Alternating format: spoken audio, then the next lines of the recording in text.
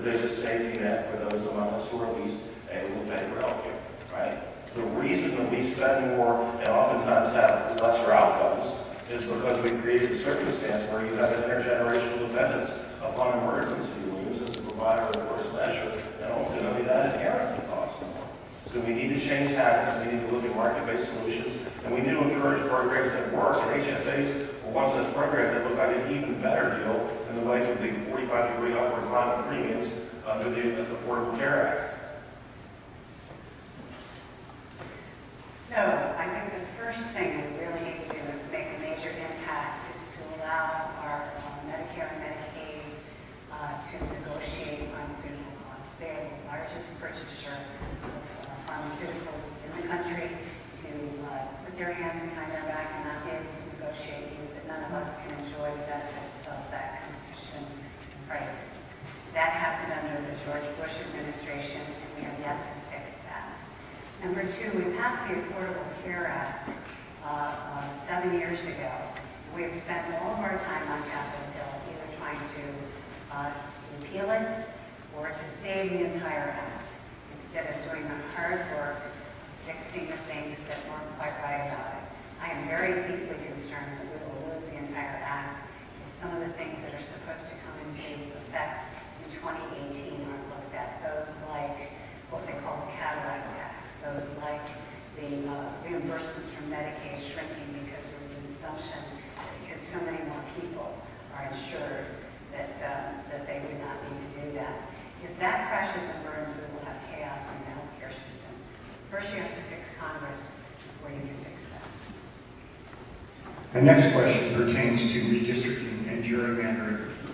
We've already discussed this enormous CD in the congressional district considered by many as one of the most gerrymandered in the nation. I actually learned today that Governor Patrick Henry gerrymandered it in 1788 to stick with James Madison.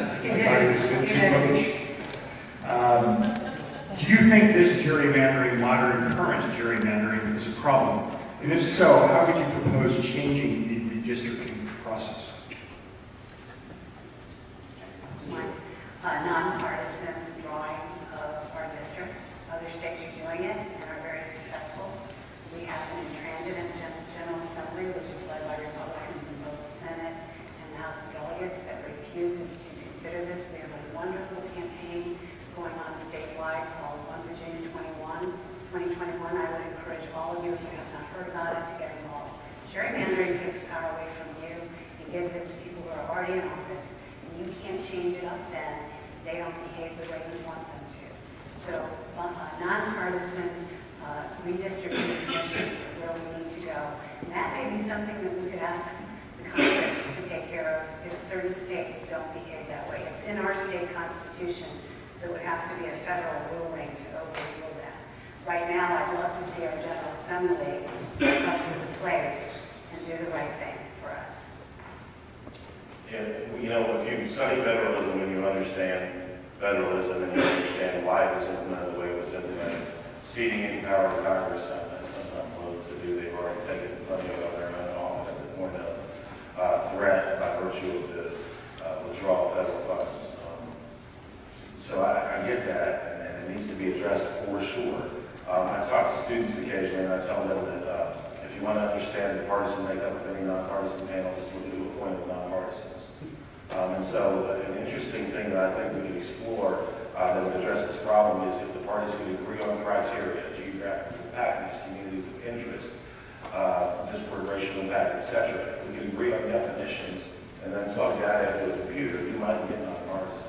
It's a little bit scary because it sounds like some sort of minority report initiative, but ultimately I can assure you of this. The judiciary, the local, the state, federal bench is all supposed to be nonpartisan, but you can tell the partisan benefit ruling based on who the executives or legislative branch was that appointed those judges.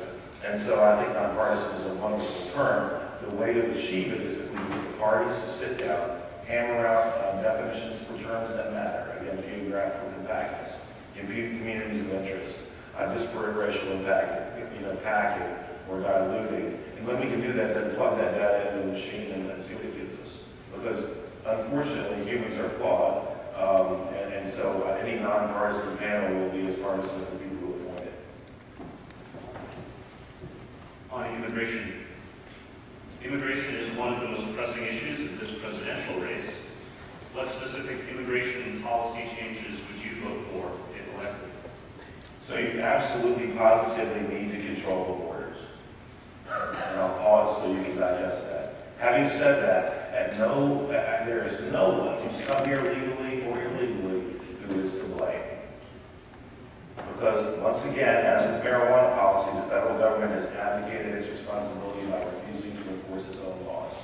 And so when you have laws in the books that are unenforced, you create less respect and value on all the laws on the books that are enforced. We literally advertise in Spanish on radio stations across the border to people about benefits that they might be eligible for. And so if I'm a single, or if I'm a working father in Guadalajara with 5 kids to take care of, and I can't find a job to care for them, my wealthy neighbor to the north says, here are the opportunities available here, and I don't go, I might be a bad father.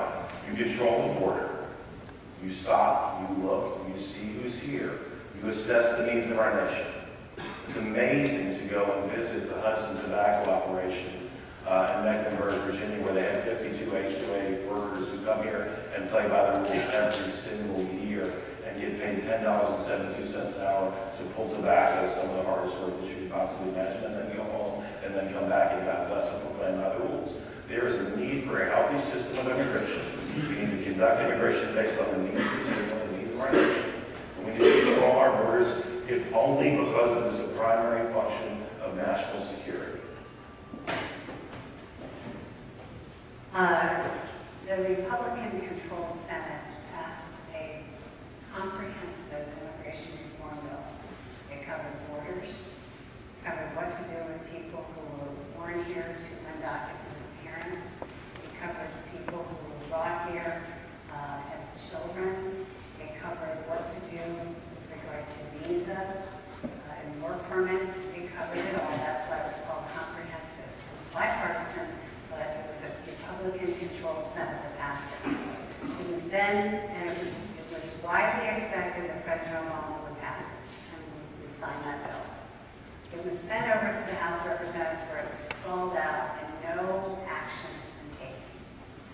The problem keeps getting worse because we're not addressing it. We have had plenty of negotiation, plenty of discussion, plenty of work on what budget needs would be to implement that. And yet, the stalwart Republicans, I'm sorry, Tom, in the House of Representatives refused to bring it to the floor even for a vote. So I like what was in that bill. It may be refreshing because it's a couple of years old now, but I would like to see what's in there passed so that the executive branch doesn't have to keep taking executive actions to try to make some progress on this issue. Thank you very much.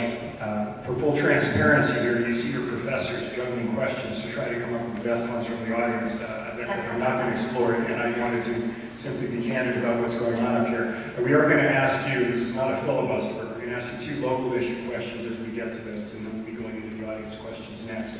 First local issue, surprise is about Route 29. And this goes to you first, Jane. What proposals might you support to build additional roads and/or invest in mass transit to reduce congestion on Route 29? Route 29.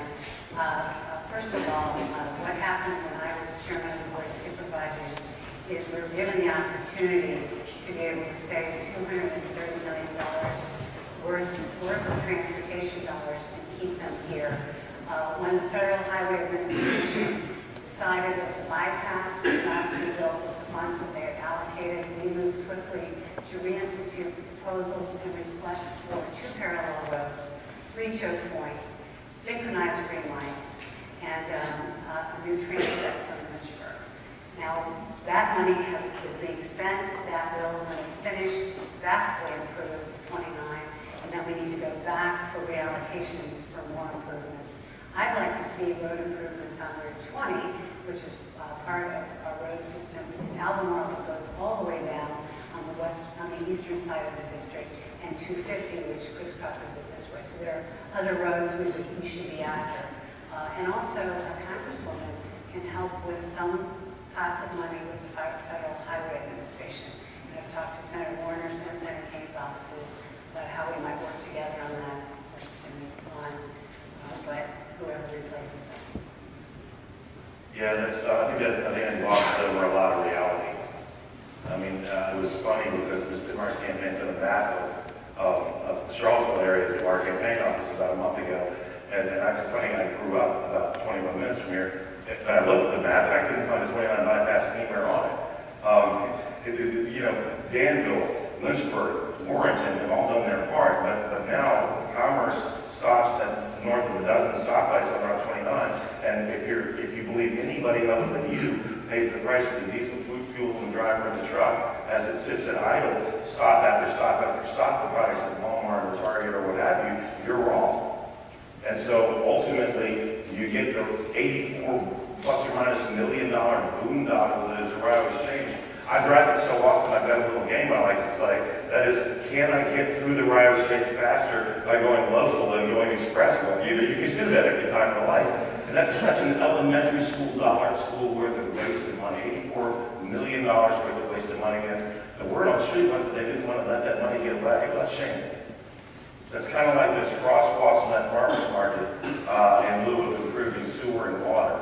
You have a responsibility as good neighbors to lead from here in Albemarle County, not to find ways working with state government to get the federal government to cut off a bypass that makes not sense just for us, but for people north and south on what is the primary route of commerce through the district. So, we need to find a way to get to yes instead of excuses to say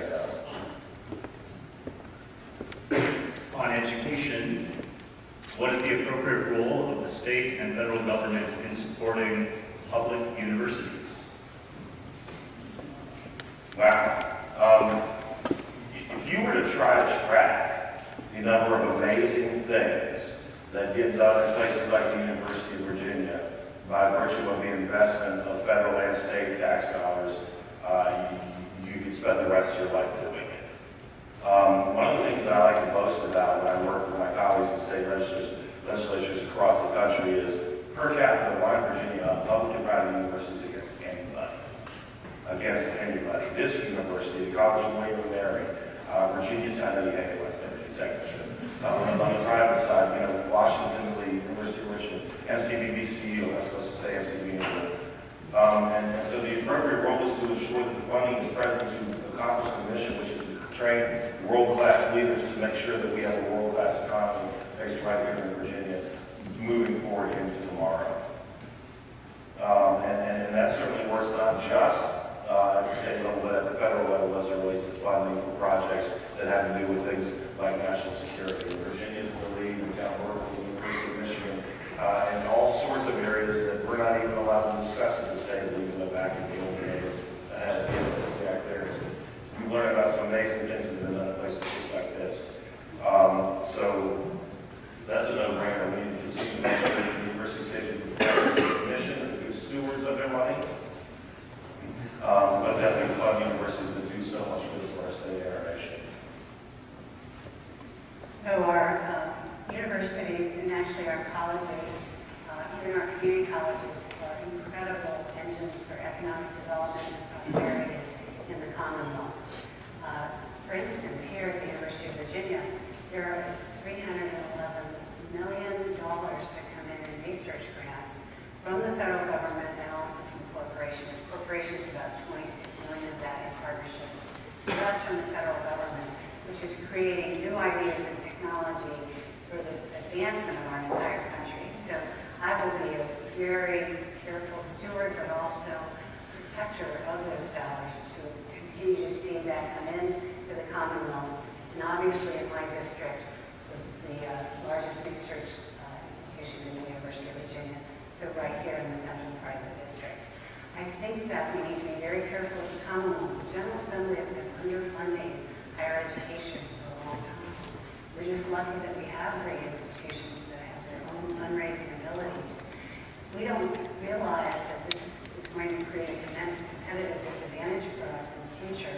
We need to make sure that our state senators and our delegates know this. I think that one of the things that is abysmal is the way they allow tuition to rise when we're trying to educate people here to be our future generation. That in and of itself needs to be looked at in terms of the cost of higher education. Thank you very much. And now Now we're going to get quite spontaneous here. We're going to go to audience questions. The first question goes to Carly Hamilton, an MPP student. What we're going to do is literally walk out and give the students a chance to read their own question. And we've got a mic here that will be working in the audience. Just for transparency and preparation, our next two questions will be going to Jesse Bryant and Michael Merrill. So stand by, Jesse and Michael. Hi, I'm Carly. Thank you guys both so much for being here tonight. In our Congress class, we realized that Congress is becoming more polarized, and you're supposed to vote within the party lines. Jane, you said that you would vote in the district's best interest. So I'm curious, in both of your opinions, what policy issue is the most pressing for the 5th District, and how would you address this issue differently in your firm? So polarization is a huge issue. The most pressing issue in the district, but not as much here, are jobs, particularly south of here. And I think that perhaps Tom has good ideas too, but with my background, I will be working towards helping our state and local and our regional economic development organizations to use that seat in Washington and its influence to make sure that we're creating good business environments. I also think we need to look at some of the regulation that is on small businesses. The one-size-fits-all approach to regulating and oversight on large business doesn't necessarily work. It doesn't help entrepreneurial-sized companies that are really the largest job creators in the country, but also the district. I don't know how I would disagree with Tom. I'd like to hear what his proposals are. I don't know if we'll disagree either, because we just talked about this the other night in mathematics. And one of the bills that I hit on that I think would be a wonderful boon to job creation here in the 5th District is H.R. 4768, the Separation of Powers Restoration Act. What it does is it would allow Article 1 powers of Congress to make laws to return to Congress. Right now, post-Chevron ruling, what that says is that executive administrative agencies, the EPA or whatever else we know to develop, can promulgate any regulation so long as it's legitimately intended to help enforce a law passed by Congress. Well, what you end up with is, I vote in favor of a Clean Chesapeake Bay, right? No-brainer. And then the EPA says, all right, for a Clean Chesapeake Bay, you need to pay to mitigate the paved driveway that you put in. The mud puddle at the end is a navigable waterway, and there's no effects between your cow pasture and the creek, so we're going to fine you for, and that's ridiculous. We've spoken to probably the employers of 10,000 to 15,000 Virginians, and every woman and man who was either the owner or the director of those companies, when we said, if you were king of the queen for a day, what would you change? They said, we'd roll back the regulatory climate. Hundreds of jobs in manufacturing left out to Western Virginia, with Burlington and Lane Furniture specifically, when they had to start shipping subcomponents to Canada and Mexico, because allegedly there was a health risk that wasn't demonstrated by virtue of any illness by employees over 100 years of building cedar chests. So we regulated ourselves right out of those jobs. And so if we can get the power to actually make laws and determine what comprises those laws back in the hands of the legislative branch and roll back regulations, we can bring back on some jobs. Next, we have a question from Jesse Bryant. Please stand. Bring it to the feet.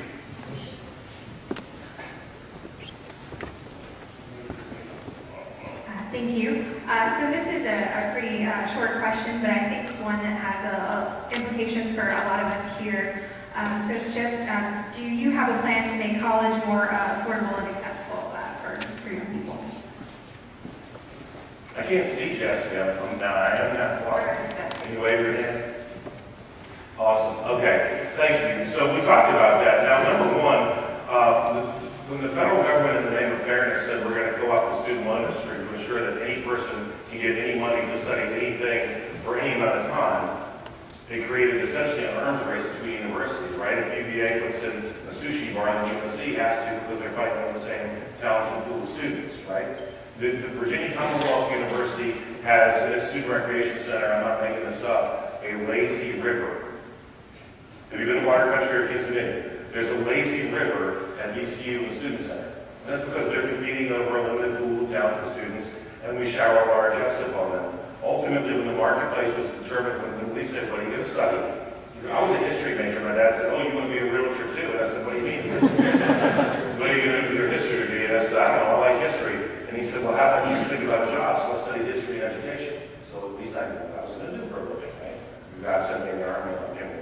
tomorrow itself. But,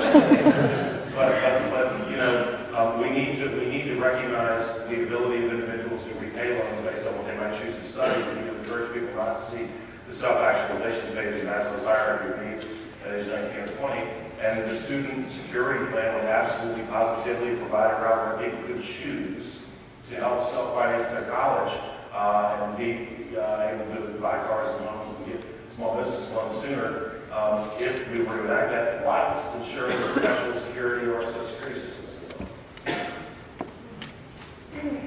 Nobody in this room has more of a grasp on this issue than I. I have 4 children in college right now.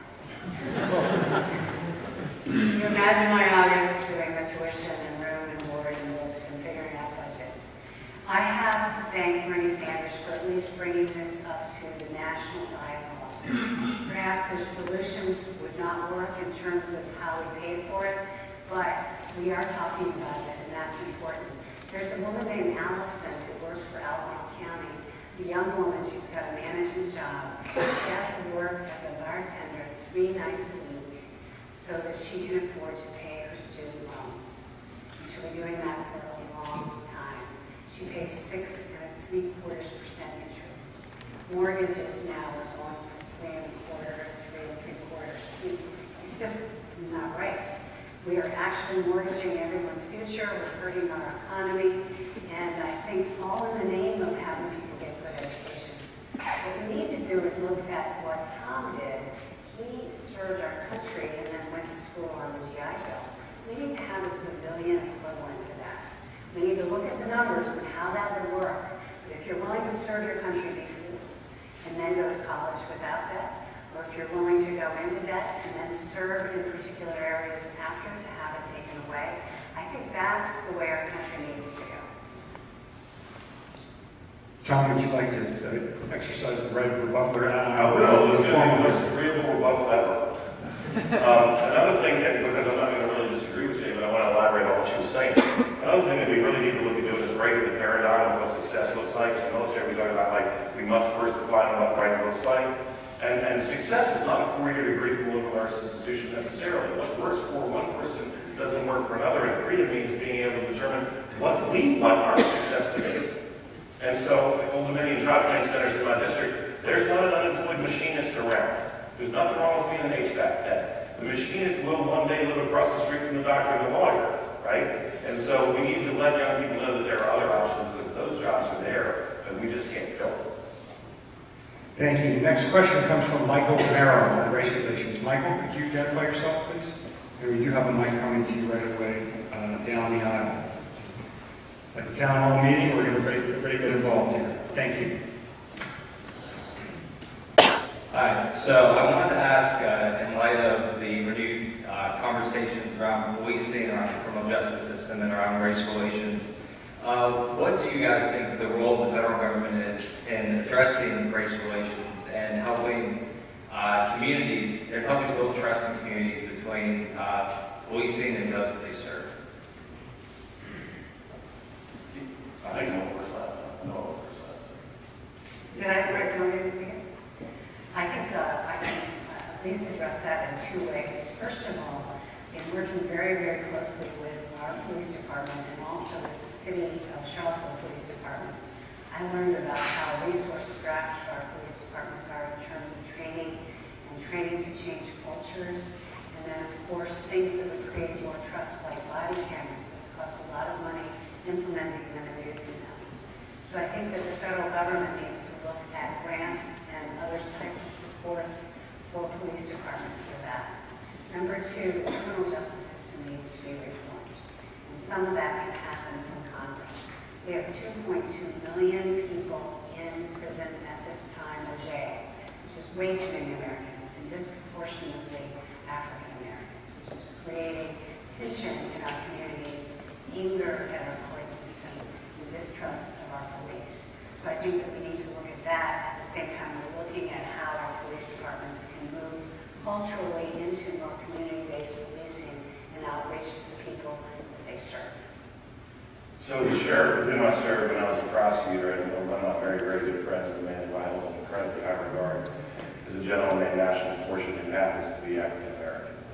And I'll tell you that there's absolutely a federal role as it relates to addressing racial relations as purview and jurisdiction for cases, criminal cases, where discrimination is the question is already federally there. But the solution lies closest to home. And I want to tell you a story about two cases that I had when I was a Commonwealth's attorney. The first case involved a young man who was African American who was pulled over with a firearm, about $3,000 cash, and 2.5 pounds of marijuana in his car. And he didn't have much of a criminal history, but we prosecuted him, and he ended up taking an active sentence, I believe, of just under 3 years. It was a ballpark figure. And that was that. And then 6 months later, a case came up where the scion of a very, very prominent local family was caught under almost identical circumstances. Similar amount of drugs, similar amount of money, also a firearm involved. And I received letters from, I believe, every single member of the Board of Supervisors and every constitutional officer in the county telling me what a fine young man this was. And I went to the office of my deputy and I said, if the sentence that this young man gets doesn't mirror the sentence that that young man get, we ought to be run out of here on a rail. And about 6 months after that young man got a sentence within 1 month of what the previous young man had gotten, somebody came up to me at the food line in the town of Louisa and said, thank you, we were watching. And so the justice has to be blind and the community has to know that it is. And that starts with individuals making the right decisions right here. The next few questions get what we might call at a university partial credit. We have excellent questions, no name on the back. We'll be asking the questions because we found them excellent and profound. Please raise your hand to indicate that if it is your question.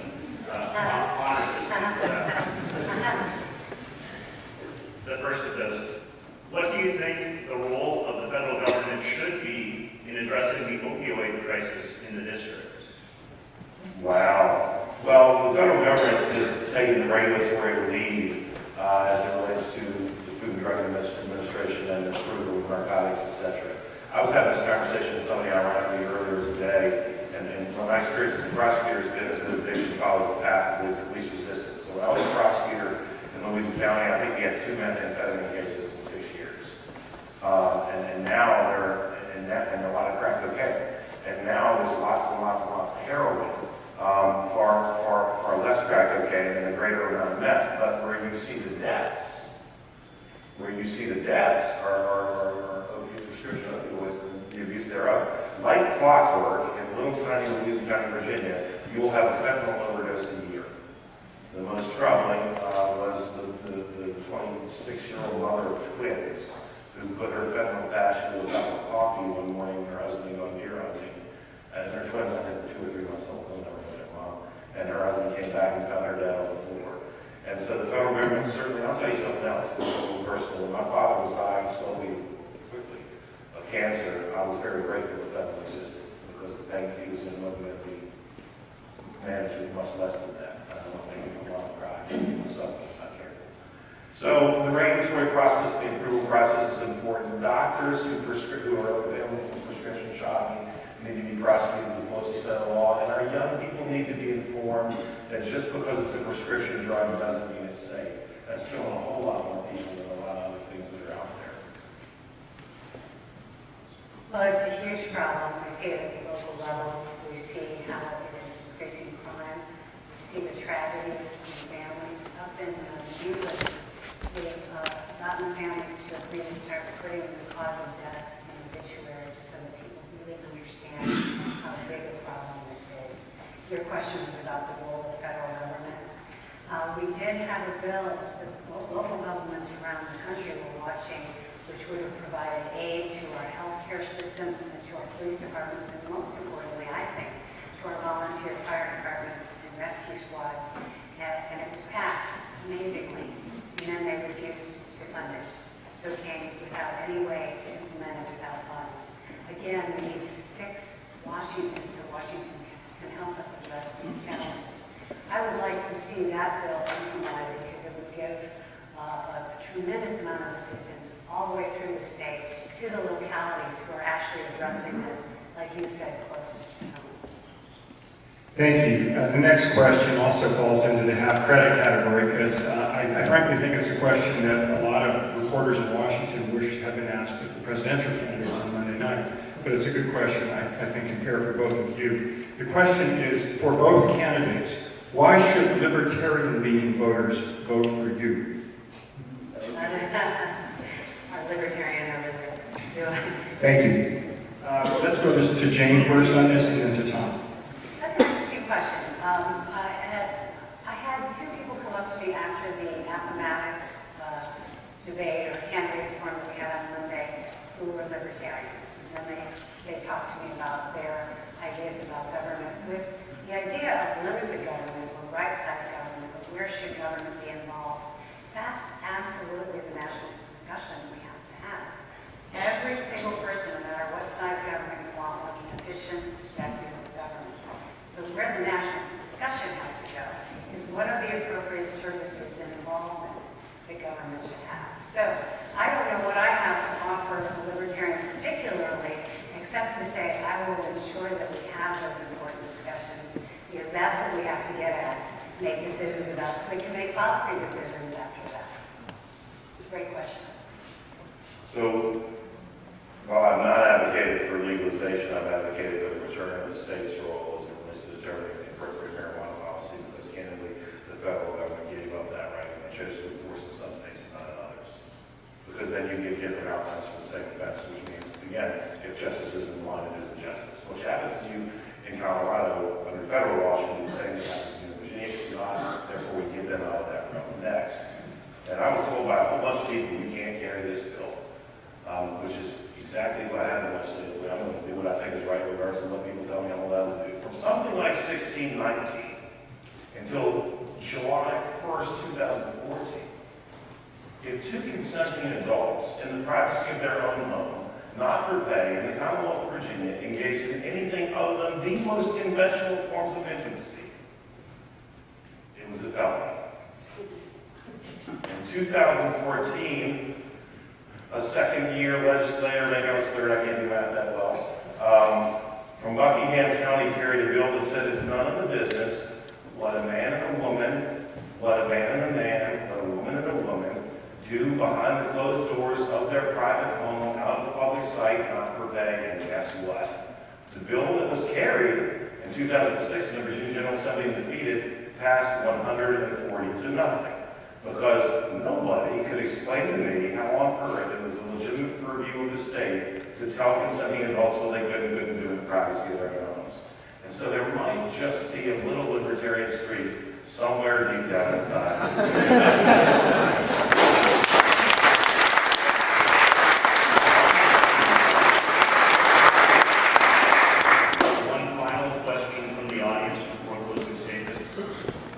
An overwhelming majority in Congress just voted to override the president's veto on legislation that would allow families of the victims of 9/11 to sue Saudi Arabia. What is your position on this piece of legislation? Wow. So this is the one. Thank you. Because I get to do something that you never expected and sort of defend the president. No, I candidly think there should be legal recourse, and I would have voted to override that veto. However, I think President Obama's grounds for having vetoed that legislation are sound. Theoretically, as soon as we allow lawsuits to have venue in the United States where victims of foreign acts of terror or foreign acts in general can be rewarded by virtue of the ruling of a U.S. court, then we know that the same thing will happen abroad. And so, in an unusual step for a conservative, I think that at least the president's foundation was sound. And I understand why he did it, and I respect why he did it. Having said that,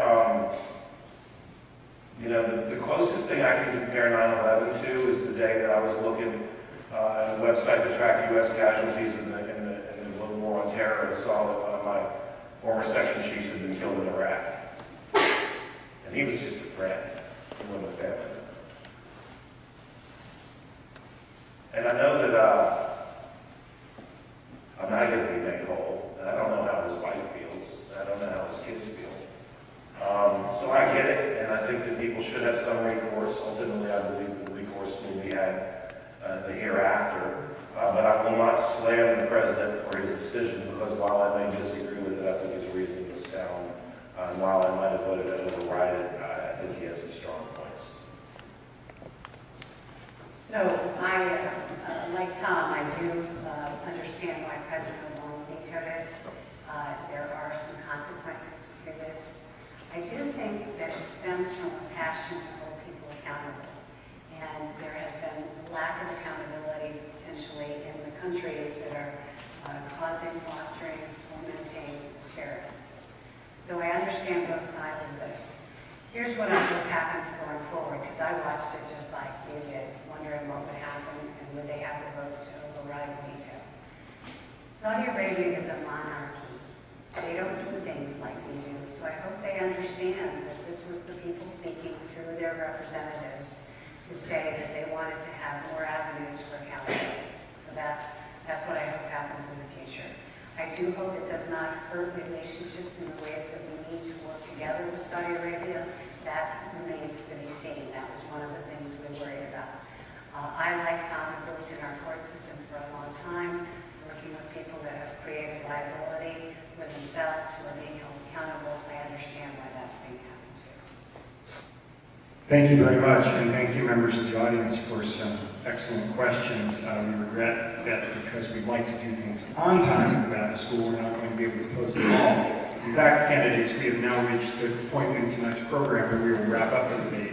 We will be calling on each candidate to deliver your closing statement. Just a reminder that you each have 2 1/2 minutes, and per the coin flip, Tom Garrett, you will go first. Thank you all, and thanks each one of you students. I absolutely love the opportunity to speak to young people, because I think that conservatism and republicanism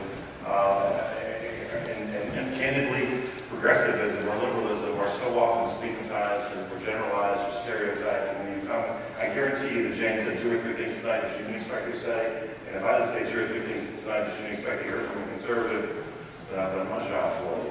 So it's great. I want to speak to a couple of things. It is pretty humbling when you consider that Thomas Jefferson lived in the 5th, James Madison was the first representative of the 5th, Patrick Henry retired in the 5th, to think that one of us might have the opportunity to represent the 5th District in Congress. And we'll stand on our record.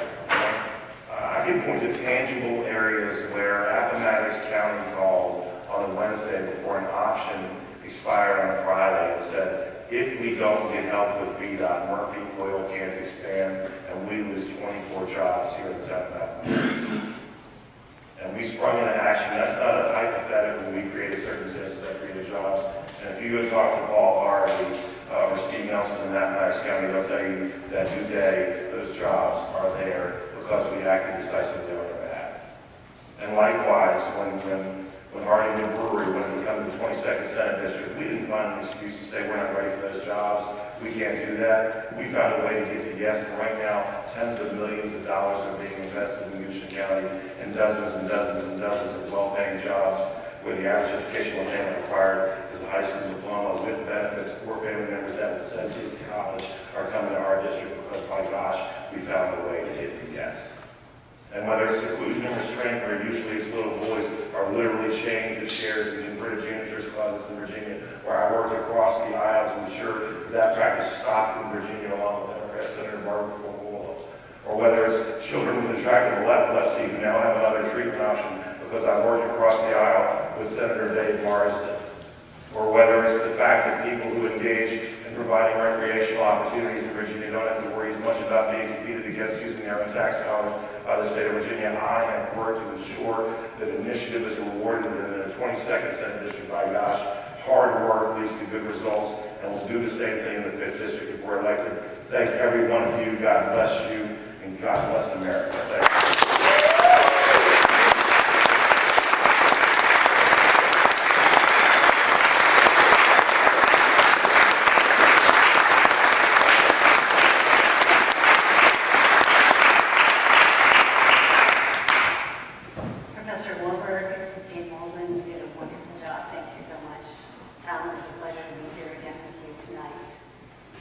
Students, you were wonderful to be here, to see your faces, to see your engagement. I can only imagine your futures. And thank you for the members of the community that came out and other people from the university community. This was our best one yet, I'd say. I want to say a few things about why I would be a good candidate for you to vote for. First, I want to tell you that neither Tom nor myself were born in Virginia. We were blessed to be able to grow up here. My mother and my father came east from Illinois to work for the Kennedy administration. My mom worked for a U.S. Senator, my father for Kennedy, and it was a time when people believed in government. And they believed that if the best and the brightest came to Washington, that we could address the challenge. We started working on putting men on the moon. We started the Peace Corps. We worked towards goals together, and we were a country that felt good about itself. And we need to do that in the future to address our challenges. I mentioned 4 kids in college. Between my husband and me, we have 6 children. They expect my generation, before the sands of time run out, to address the challenges of this generation and not pass on our problems and our challenges to you all, who will need your own energy and your own focus for your own challenges. So I draw you back to my credentials as a professional mediator. I will do that not only in committee work, I will work with people on the floor, I will work to do your business, and I know what the definition is of a public servant. I served my county, I served it well. It's my time to bring resources into that county and make decisions for Albemarle County citizens and work with surrounding counties. Now it will be my job to do that for the entire 5th District. Finally, my credentials as a job creator, tens of thousands of jobs since I started in this, from my own businesses, from the jobs that we helped businesses create, through the partnerships that I developed, and through the private sector when I served as president. So imagine a future where Washington is working. Imagine a future where people actually go, roll up their sleeves, and make principled compromise. And I ask that you vote for me on November